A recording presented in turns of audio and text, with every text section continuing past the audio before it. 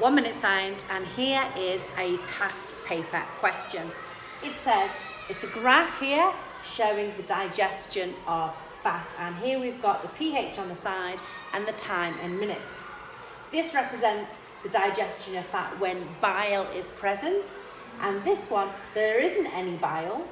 We get the same end effect, but it actually just takes longer. Now the question says, why did the pH decrease in both investigations?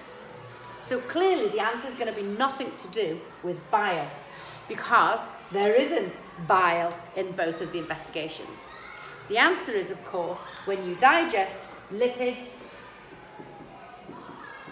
you get glycerol and 3 fatty acids.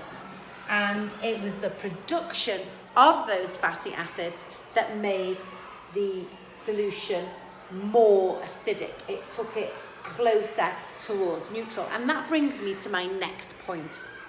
You have to be really, really careful when you're talking about bile, because bile doesn't neutralize acids, it has a neutralizing effect.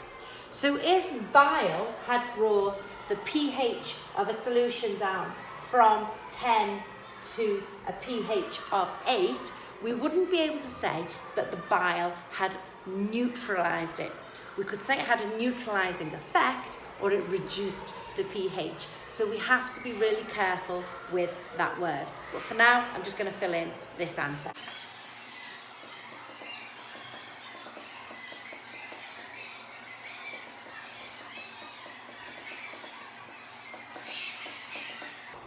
It lowered the pH, it didn't neutralize it.